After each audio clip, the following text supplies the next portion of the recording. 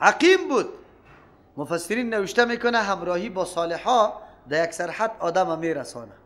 با صالحا که نشستی، رنگ از او گرفتی، عقیده درست شد، الله متعال او طور چیز برات میده که تویش توقع نمیکردی.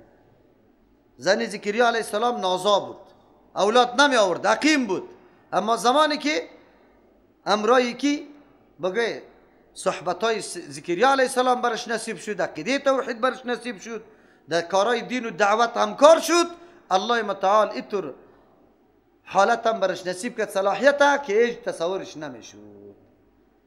از امو خاطر با مرد نیک، اگر مرد باشه یا زن، هر کس که همراهی و رفاقت و نشست و برخاست و دوستی میکنه، این خالی از تاثیر نمی باشه. در انسان بسیار تغییرات پیدا میکنه، خصوصا که زن و شوهر باشه، چون مدت عمر دور و دراز سپری میکنه. و زنی که در پالوی شوهر عالم میایه، یا یک مردی که در پالوی زن عالم میروه، یقینا که بسیار چیسته اینمی همراهی یا صحبت بسیار چیزا را برش الله متعال مهیا می سازه. انهم كانوا يسارعون في الخيرات، یقینا انبیاء علیهم السلام جماعتی بودن بر ما نتیجه گیری میکنه تمامی داستانا را الله متعال در کتاب خود چی بر ما میگه؟ انهم كانوا يسارعون، این مردما این انبیاء علیهم السلام بودن، صفت ممتازشان مشخصاتشان یسارعون میشتابیدن، به سرعت میکردن، یعنی اهم فالاهم تقدیم میکردن، مقدم میپنداشتن فی الخیرات، در کارایی که موافق شریعت است، تمام اوامر الله متعال در امتثالش سرعت میکردن، نمیگفتن چون چرایی گپا نمیکردن. و یدعوننا، با وصف که تمام عمر در دعوت، در دین، در خدمت، در عبادت تیر میکرد، لیکن بازم آنقدر از الله خوف و خطر داشتن، میترسیدن. و یدعوننا، ما را طلب میکردن، رغبن از روی امید داشتن، طمع داشتن که ما برش ثواب بدیم، پاداش بدیم، درجات بدیم. و رهبا، و دیگه از خوف ازی که مبادا اعمالشان اگر به دربار الله قبول نشوه در بدر میشن.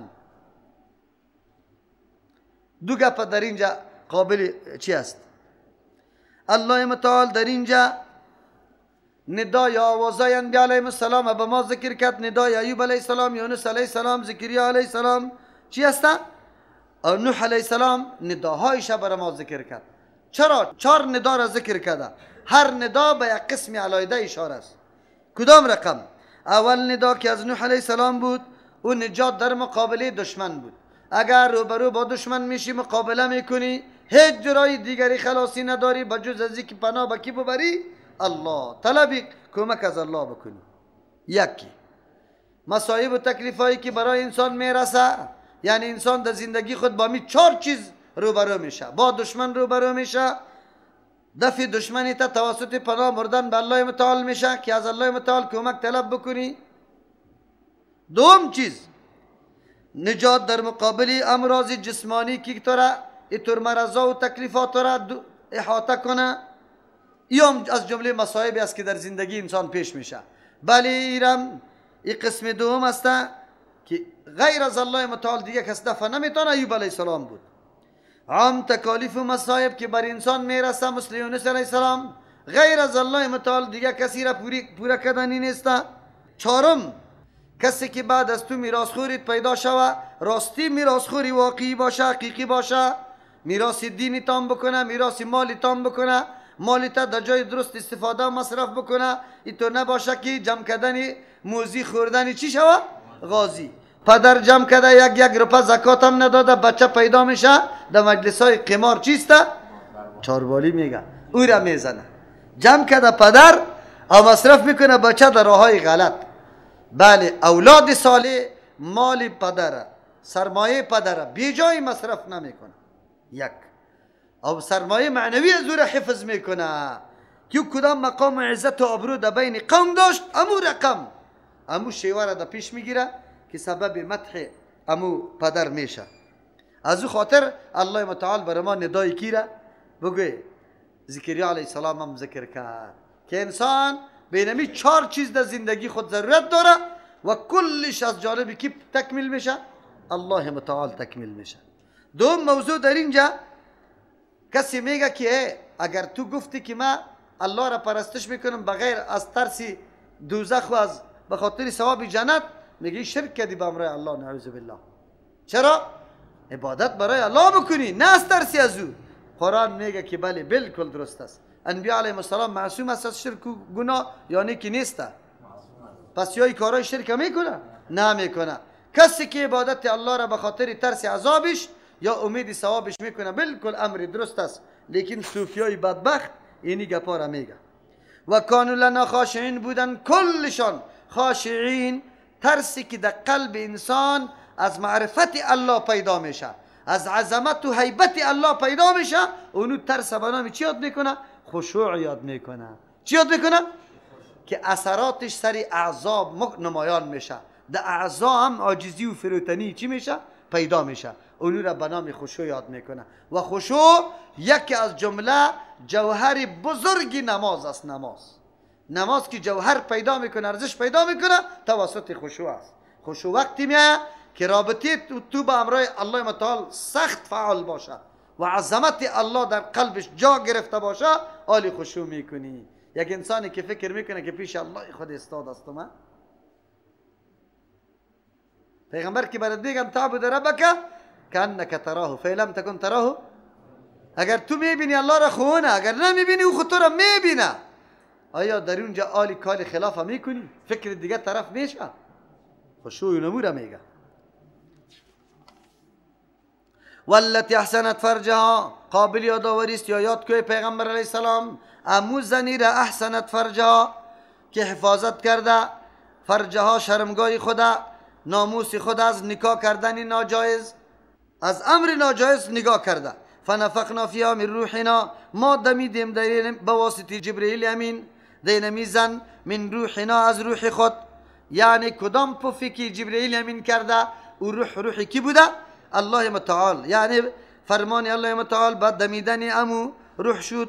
و جعلناها، گردانیدیم امی زن و ابنها بچه‌شا، آیتا للعالمین، نشانه قدرت کامل برای مخلوقات امو زمانه که چطور بدون پدر اولاد در دنیا می آید، چطور می آید.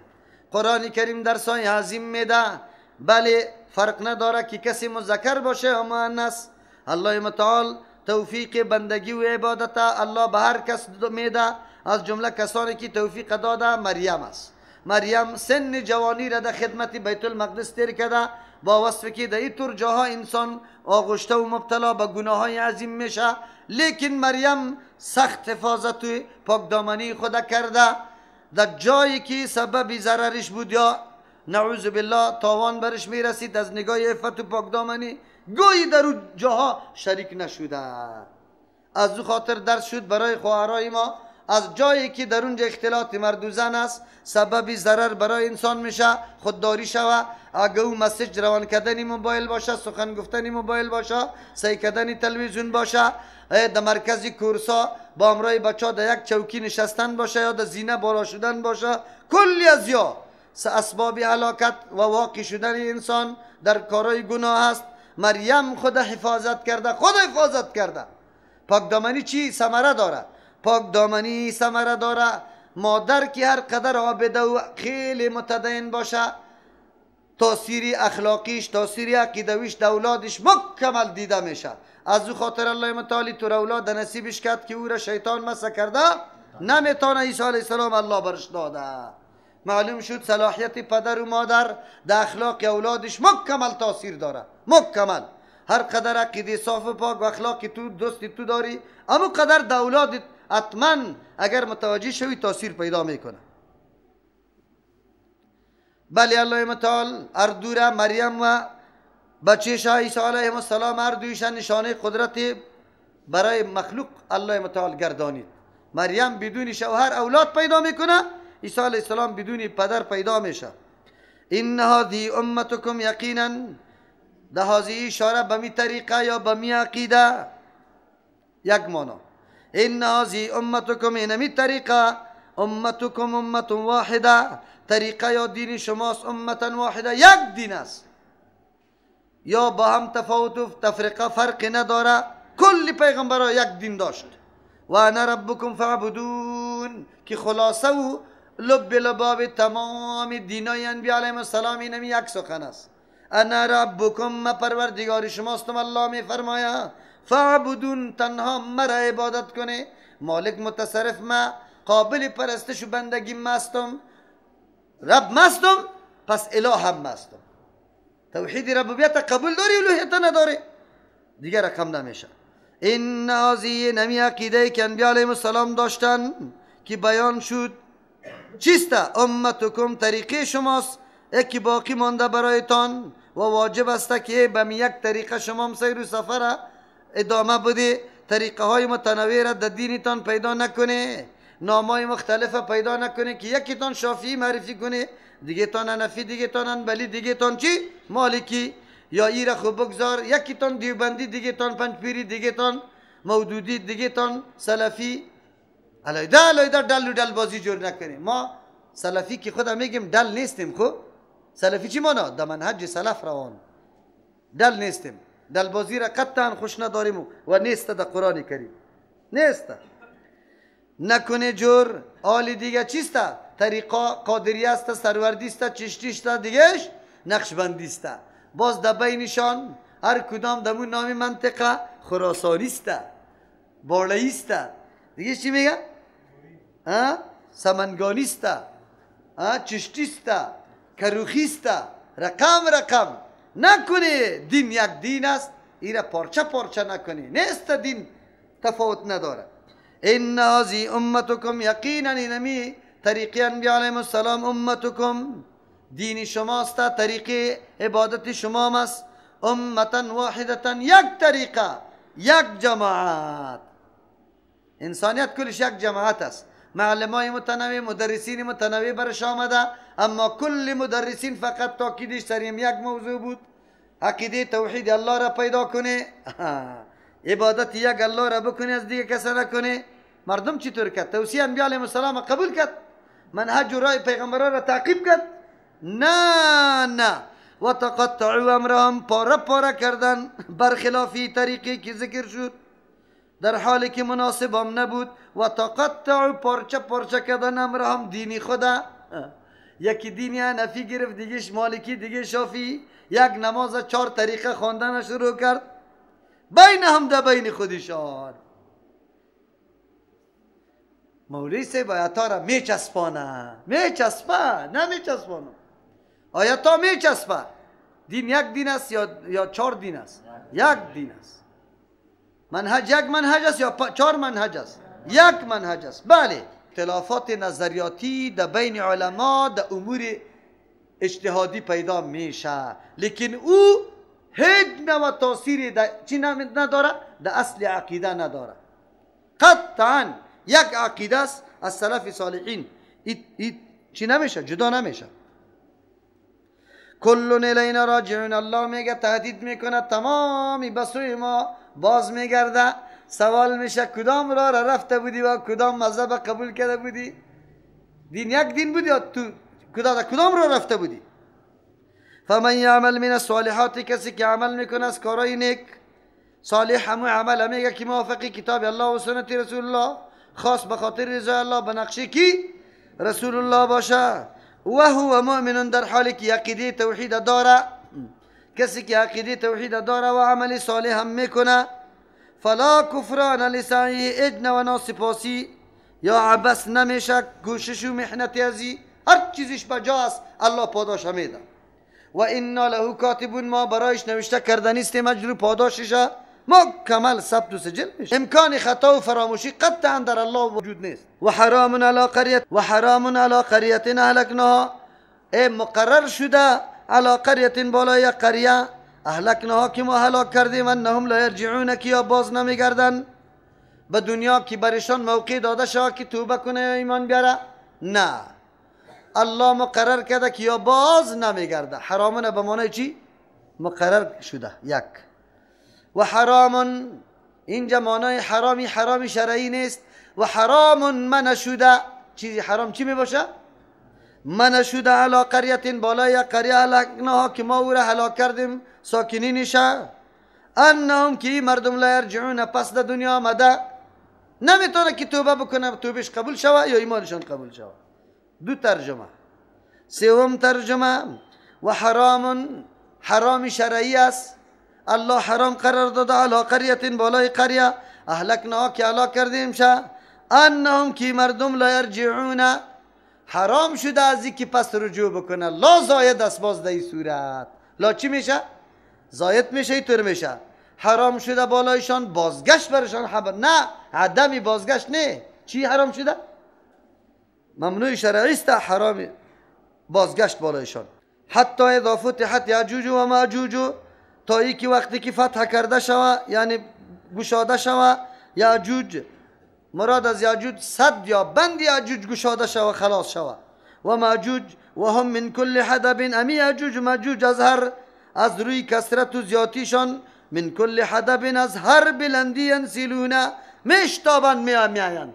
آدم فکر میکنه که سیل واره مثل آب واره چی سر روان است، از دست زیادیشان که زیاد میباشه، تپه ها و این کوه ها را یک دم یاجوج و ماجوج سرازیر میشد. حالی دیگه چیسته؟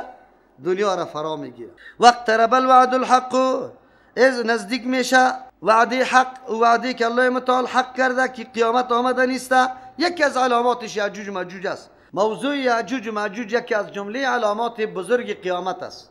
قیامت دو قسم علامات داره، کبرا و صغرا. ده علامه کبرا ازی که در حدیث پیغمبر علیه السلام ذکر کرده، یکی هم از جمله یاجوج و چیسته؟ ماجوج است. علامات صغرا خو خیلی زیاد است که فی الحال ما و شما با چشم سر میبینیم. یاجوج و ماجوج یک قومی است که امو منطقی که ذوالقرنین سفر کرد، امو قوم از ظلم از زیاد تنگ بود. از او خاطر مطالبه کردن که صد در اونجا یک بند پرته که او مردم این طرف چپه شده نتانه. ذوالقرنین امو قسم بند جور کرد و اونمو بند تا آلی را وجود دارد. در زمان رسول الله صلی الله علیه وسلم یک روز پیغمبر علیه السلام خیلی وارخطا از خواب خیست، ویل للعرب، گفت هلاکت در عرب رسید. بعد از او گفت که پیغمبر علیه السلام سوال کردن که چرا اینطور خوف زده از خواب خیستی؟ گفت از امو صد ذوالقرنین برای یاجوج و ماجوج زده، از او به اندازه چی؟ حلقه دو انگشت سوراخ شده. از او خاطر اگر وا بیاید قیامت قایم میشه. قیامت از او خاطر در مورد از این احادیث زیاد آمده. ابن کثیر رحمه الله این حدیث ها را جمع کرده. یعنی یک قوم فاسد است که میآید و آنقدر فساد در زمین میکنه که نه کشت زراعت میوه به کسی نمیمانه، آبا از دریاها خشک میشه بیخی. اینطور قوم خیلی زیاد است. شروع به فساد میکنه که امو زمانی کی است؟ عیسی علیه السلام هم است. عیسی علیه السلام دعا میکنه، میگریزه در طرف کوی طور و بعد از او دعا میکنه الله متعال یک قسم هوا را پیدا میکنه، کلی از یا میموره و بعد از او چون که زمین یک دم مرده پر میشه، باز عیسی علیه السلام دعا میکنه الله یک قسم پرنده را پیدا میکنه که لاشای از یار در پنجال و نول گرفته حرکت میده. اینی قوم یاجوج و ماجوج است. واقترب الوعد الحق، نزدیک شده وعده پروردگار که حق و ثابت است. فاذا هی شاخصتون، پس ناگهان هی شاخصتون، اینمی نظرها یا چشمها شاخصتون بالا باز مانده می باشه، حیران مانده می باشه. ما و شما که خیلی عیبت زده شیم چشمای ما بلوک می برای، حالی دیگه چیزا پت هم نمیتانیم. امور رقم است. فاذا هی شاخصتون، ناگهان قصه ای طور است که همینطور باز مانده میمانه. ابصار الذین، نظرهای کسانی که کفر و کافر شدن. نظرات دیگه پس پنهان نمیشه، هیبت آنقدر زیاد است که چشم انسان حیران دیگه استاد میشه. یا ویلنا قد کننا فی غفلت، ای کمبختی ما، ای هلاک شویم چی حالت سر ما آمده بود. قد کننا فی غفلت، ما بودیم در غفلت، من هذا از اینطور روز آمدن. بل کننا ظالمین، بلکه غفلت خو یک صورتی است. غفلت خو یک صورتی است که ما بری خود بانه میگیریم، لیکن ما بودیم بل کننا ظالمین، بلکه ما خود ظالم بودیم. قصور از خودی ما بود، کوتاهی از خودی ما بود که خدا بیدار نمی کردیم. انکم و ما تعبدون، یقینا شما و آن چیزی را که عبادت میکنیم من دون الله، بغیر از الله متعال، یعنی امو کسایی که یار دعوت به عبادت خود داده، انبیاء علیهم السلام، اولیاء کرام مستثنا میشه. چرا وا امر نکده به عبادت خود کسی را؟ از او خاطر الله میگه اینکم شما و ما تعبدون آن چیزی را که عبادت کردیم من دون الله بغیر از الله متعال حسب جهنم آتش انگیزی جهنم است درگیران جهنم است